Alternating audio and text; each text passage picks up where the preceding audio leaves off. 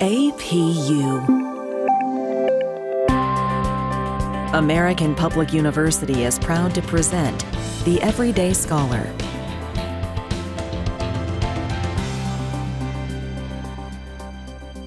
Hello, my name is Dr. Bjorn Mercer, and today we're talking with Trey Jackson, philosophy faculty in the School of Arts, Humanities, and Education. And our conversation today is about the ethics of Batman. Welcome, Trey. Thanks for having me on. I've been looking forward to this. I think, like millions of people, I love Batman.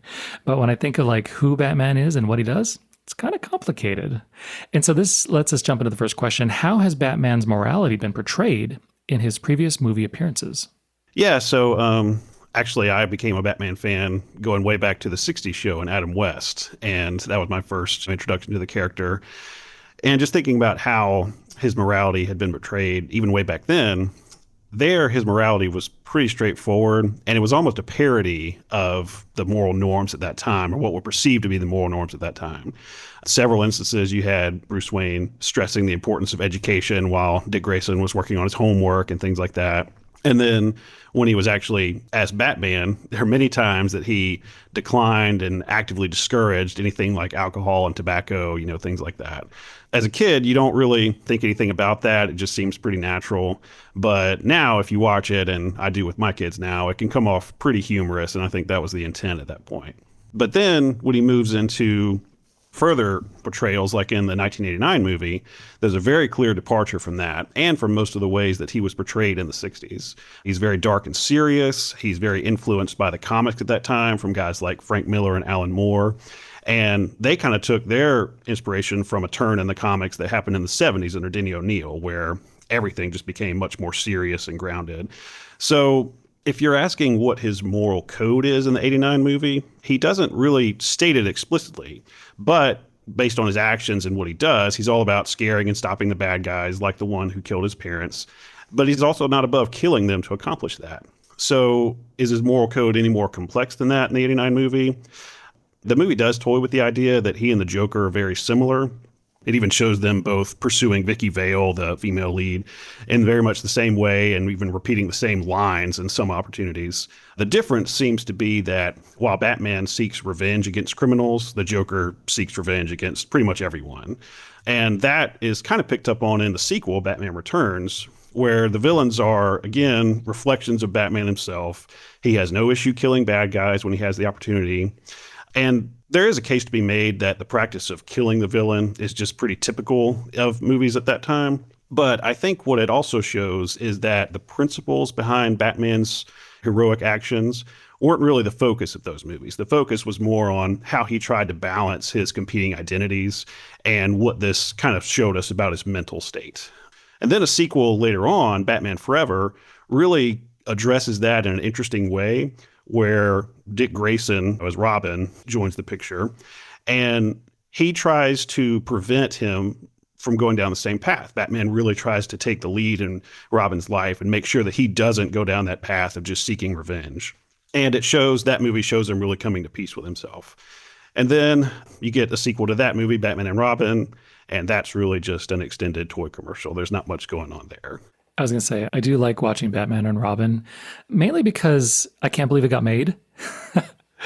But it's also one of those, I guess, gems of Hollywood cinema where when you watch it, you just smile, even though it's not the best. And it really takes great characters, and I don't want to say lampoons them because that's too judgmental, but it's just quite amazing when you watch it, what they did, especially after the great 89 movie. It's really interesting to go back and watch it now. It really is a throwback to the 60s show in a lot of ways. Some of the characters don't really seem to embrace that, but others do. I know, for example, I remember Poison Ivy really stands out as Uma Thurman knew exactly what kind of movie she was in, and you can tell. But that does lead us into what my personal favorite Batman portrayal, the one we got in Christopher Nolan's trilogy. So with Batman Begins and then the Dark Knight trilogy as a whole, that's when we really get an exploration of Batman's goals and the principles that guide his actions. And this is where it really gets interesting for me as someone interested in philosophy and, excited to see that kind of portrayed up on the screen. So he has a desire for revenge, especially when the movie first starts out, but he sees the futility of operating based on that. He even takes a gun to try and gun down Carmine Falcone, which he holds responsible for the death of his parents. And that goes really poorly because what he realizes is that what he really wants to do is redeem the city, even more than just taking revenge for what happened to his parents. So he even says that he wants to become a dramatic example that shakes people from their apathy. And he doesn't want to become an executioner, doesn't want to take anyone's life while he's doing that. What he really wants to do is become that example for other people to follow. And we see throughout the trilogy that he never acts in a way that his primary motivation is to end another person's life. His mission, the way it's portrayed and the way he himself describes it, is to redeem the city from the criminals and the corruption that plagues it. And what I really liked about this is how you have his stated goals and his ideals that he's committed to, and that naturally leads to conflicts with villains that also represent philosophical conflicts. So he wants to show Gotham what justice really looks like, what it would really look like to be free of criminals and corruption. And when he does this, and because he does this, he's confronted by someone who denies that justice even exists. And this is the nihilistic interpretation of the Joker, brought to life by Heath Ledger in a really memorable performance. And that conflict between the reality of justice and commitment to actual moral truth, and then the denial that such things even exist, that is, at the core of that middle movie of the trilogy, The Dark Knight. And that's as old as philosophy itself. And you even get a character like Harvey Dent, who literally gets caught in the middle of that conflict. And you see what happens to someone who is it starts off motivated by principles of justice and truth, who is just brought down by someone like the Joker. It just shows that even the best of us can be corrupted and brought down. And then in the final movie, the character of Bane represents what can go wrong when Batman kind of takes his eyes off the goal, as he did at the end of the second movie. So this really shows that if you're pursuing justice, half measures won't do. You really have to commit to your goal, and you have to push through the pain and the difficulties that will come along with that. And one other thing I think is worth mentioning about that last movie in the trilogy, The Dark Knight Rises, Nolan's version of Robin, actually, to circle back to what he said in Batman Begins, Robin kind of represents the city that Batman has been trying to redeem all along. So Robin's been through tragedy the same way Gotham itself had been through tragedy. He wants to do the right thing, but he's hampered by the corruption around him, and he's looking for an example to lead him forward. And in the end, Robin actually takes up Batman's mission when Batman completes it, which even if Batman didn't say that that's explicitly what he wanted him to do, that was his goal all along, to be an example for other people to step in and kind of do this for themselves.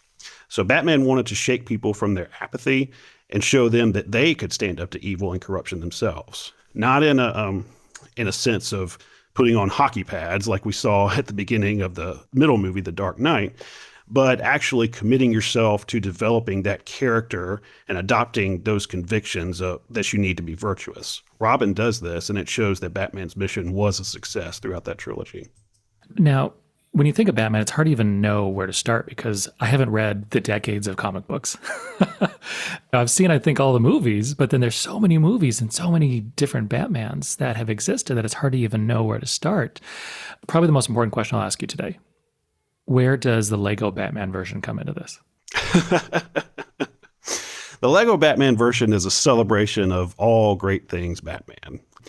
I don't think it needs to be much more complicated than that. I think it's just a great reminder of why we're Batman fans in the first place. And it's a really good introduction for someone like myself with little kids. This is just a great way to kind of bring them into that world. So I don't know that it's as complicated as anything Chris Nolan did, but I don't think it has to be either.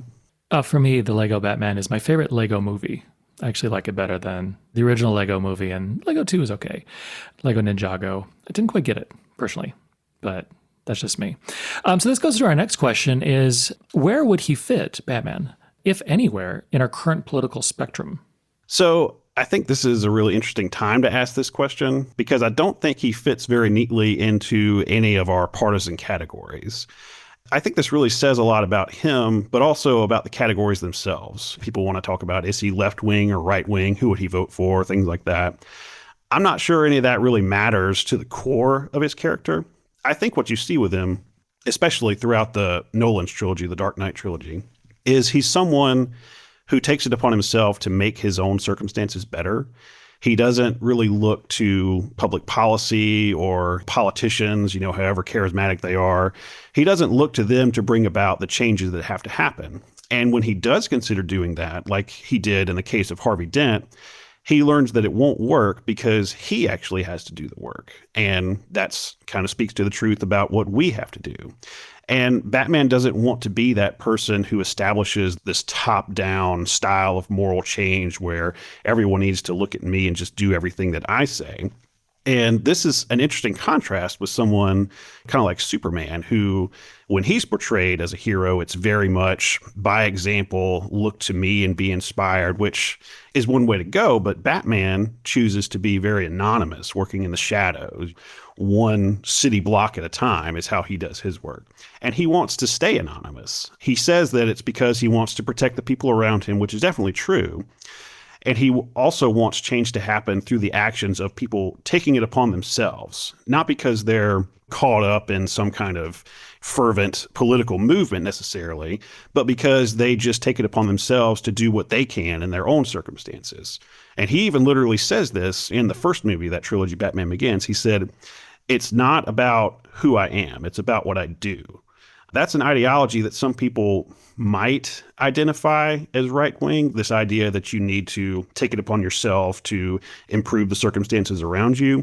I really think it's a lot bigger than that.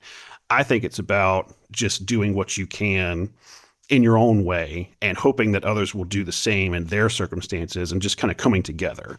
That kind of justice and moral code in a community is organic. It doesn't happen from the top down. It's not dictated. And he also shows a willingness to take on those in powerful positions and root out corruption. And a lot of people want to identify this as exclusively left-wing. But again, I think it's a lot bigger than that. I think that more than anything, he tells us and shows us that genuine moral convictions and change for the better, they often defy political categories that we want to try and put them in. And the more interesting conversations to have are about moral ideologies, not just partisan politics. And that's excellent because oftentimes politics, especially today, certain political parties or political figures will want to own a figure, own a character, and say, this person is more like us. This writer, this whatever is more like us as Republicans, more like us as Democrats. And in reality, life is more complex than that. I always say that politics is not Twitter. And for some reason, so much of our news is taken from Twitter, then presented to people, in which Twitter doesn't give us the best of humanity. It's very judgmental. I apologize. But even if you look at who's on Twitter, if you look at Pew Research, the percentage of people who are on Twitter and then the percentage of people who actually tweet does not represent America. And so you get a very, very, very false sense of what people think. And so this really leads us to the next question. So Batman is often criticized for his vigilantism. Critics arguing that he should combat crime with his money as Bruce Wayne. Does this criticism make sense given his circumstances? Yeah, so me personally, I've never really bought into this criticism. And a lot of times when it's offered, it's done so in a pretty shallow way. The fact is that if money could solve all society's problems, his parents would have never been murdered in the first place, because in most portrayals, they're among the most generous examples of people in Gotham City. Their philanthropy is just reaching into all aspects of city life. And then when you consider Batman's villains, like the most famous ones, Joker, Two-Face, Riddler, they don't seem like the sort of people that you could ever buy off or just throw enough money at them that they wouldn't cause trouble. The fact is that money doesn't solve all problems, either for an individual or for society as a whole. There's still a capacity for evil along with a capacity for good in every human being. Now, I do think maybe the more reasonable version of this claim, should he just throw his money at the problem, the more reasonable version might be that his money would eliminate most crime, except for those committed by his very worst villains. But I don't know that that's really true either, because as we know, corruption is a lot more contagious than maybe a lot of people like to think. His parents weren't killed by some sadistic supervillain, except in Burton's version, where Joker was the one who killed him. But typically, the portrayal shows that they were killed by just a common criminal. And it was a criminal who just got desperate despite the generosity of people like the Waynes. And even without villains like Joker, you'd still have these corrupt gangsters. The typical examples are Carmine Falcone and Sal Maroni, who thrive on greed and corruption. So even if Bruce Wayne stepped in and paid everyone's bills, people are still not perfect. They still make mistakes, and sometimes people feel unwanted, or they feel vulnerable or prideful. They feel tempted to do things that are wrong, and they are prone to corruption and all this other baggage that comes along with being human. And money doesn't take that away. And especially in a city like Gotham, where people are conditioned to assume the worst and fear for their safety, if someone steps in and just throws money at everything, it might even encourage crime among those who are already willing to commit it. So I think the main thing that we have to understand is that for Gotham City and in the real world, unless the character of the people changes, the problems will remain. And Batman's mission is about addressing the character of the people that surround him. And I love that you said it's about the character of the people, because even when you think of politics, just in general, there is a characterization of criminals as they're bad. Or one side will characterize as, oh, they just want to be soft on crime. One side wants to be tough on crime. And the reality is that if you're soft on crime, or if you're too tough on crime, that doesn't help anything, because it's all about the individual. And each person, this is of course a huge generalization, each criminal, say, who's in jail, has a very unique experience in their life, in what brought them to that, in the desperation that got there. And, one of the things that I think the old Batman in the 60s didn't portray, but the new ones do a little more, is just that there is no absolute good, there is no absolute bad, that there's such a complex mixture within every person. And people's motivations, even if they're bad, quote, might come from a place where they're trying to defend themselves or their family. That, of course, that's not defending any criminality, but it's just the reality that there are motivations for why people do stuff. When you want to treat everyone on a case-by-case basis like that, it can be a little difficult to turn that into a rallying cry or a political platform. But the fact is that reality is that complex and complicated. So exactly. I always think one of the best snidbits about conservative versus more liberal in crime is The Simpsons, where Krusty the Krab was running for mayor, and he had all these advertisements. It was just so blatant and silly. But then you watch the news and the advertisements today, and it's like, well, they weren't that far off, and that was like 20 years ago. And today we're speaking with Trey Jackson, and we'll be right back after a short break. At American Public University, we believe higher education is not one size fits all. That's why we offer 200 modern programs that build on your knowledge and fit your schedule. Because we believe universities should adapt to the needs of students, not the other way around. American Public University, within reach, without limits. Online classes start every month. Learn more at americanpublicu.com. And we're back with Trey Jackson. And so this leads us to the last question. Is there a place for him in the Justice League, given the moral and ethical dimensions of his portrayals? And I'll also ask, why is he in the Justice League when the Justice League is composed of gods? Well, I think that there is a place for him. And as someone who likes to see him there, I hope that there is a place for him. And to me, it's not so much about what powers does he contribute or things like that. I think that it could make Justice League stories all the more compelling to have him included. To me, the best portrayals already make use of his moral worldview compared to those around him, like we've been discussing, in the Dark Knight trilogy and other portrayals.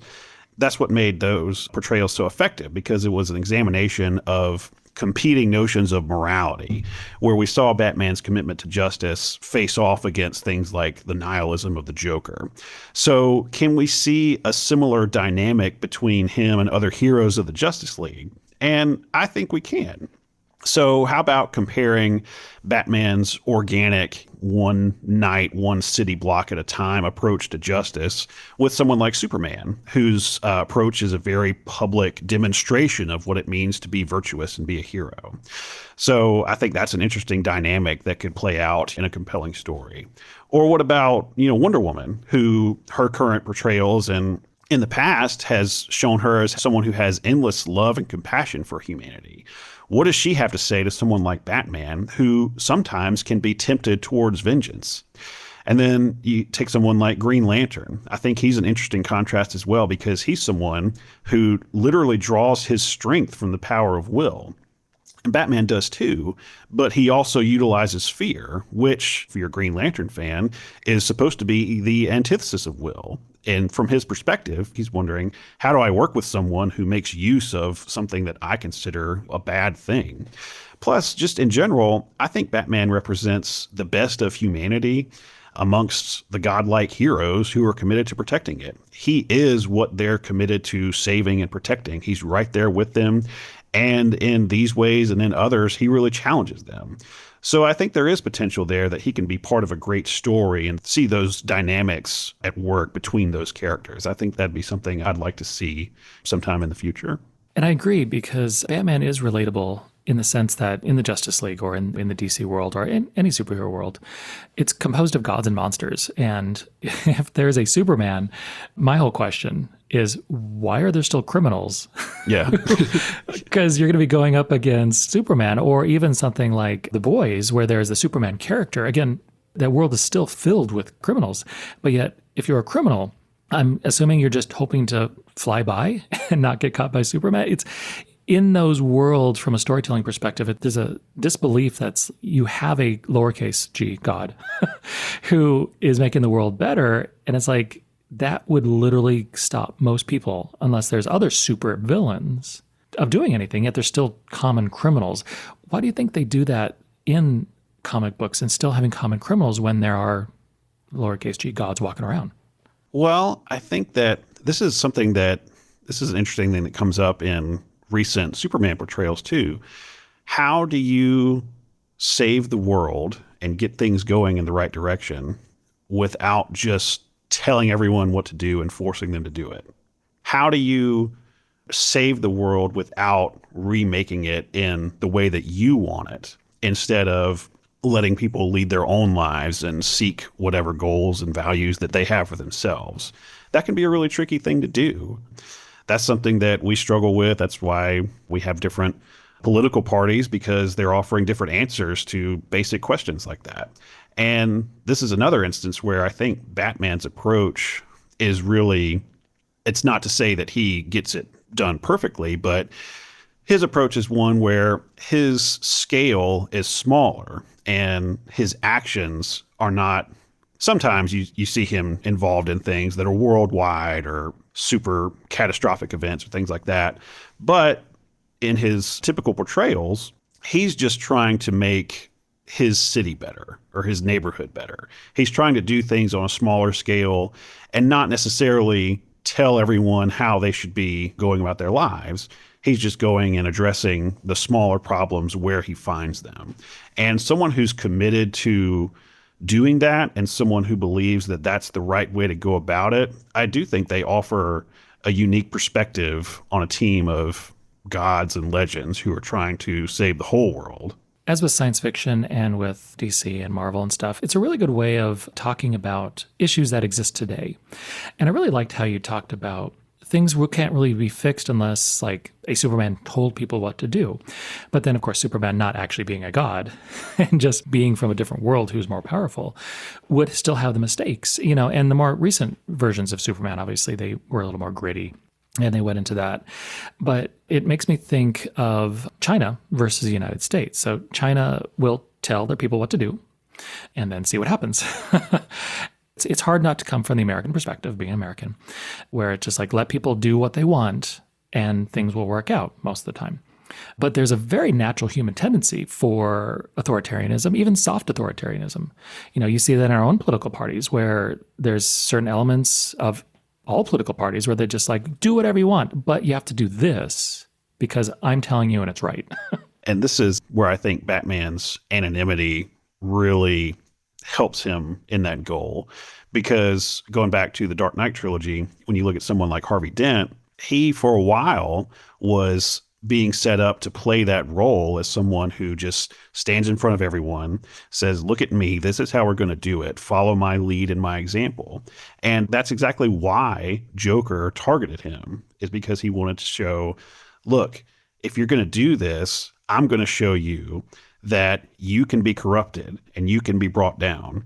And if the moral character of a community rises and falls on the basis of one person, then that's just naturally going to happen. It's going to fall apart if that one person ever does anything wrong or makes a mistake. So it just invites all kinds of problems because no one person is ever going to be perfect or do everything exactly the right way. And that's a really good analysis. It makes me think of politicians when everybody's so surprised when a politician rises and then has a spectacular fall.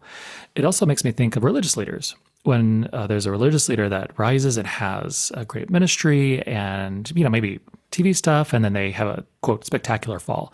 They're like, how could this happen? Well, they're human. And it could happen to anybody. And the difficult thing is having, and this is, of course, different than we're talking about Batman, but having just such a reflective process for yourself to not let yourself be corrupted, going back to Batman and stuff. Because corruption is pervasive in the sense that we can all be corrupted. And it's not that we're all corrupted by money. There's other things that can corrupt us. If you know that you're in a position like that, one thing you can do, which is kind of how Batman approaches it, is not make it about yourself. Make it about the ideas and the values that you're trying to instill in the community around you and keep the focus on those. And I think that's one thing that he manages to do by being anonymous and refusing to make it about himself or his public persona. That's a good approach we could all take. Focus on your ideas and your values and don't try to make it about yourself.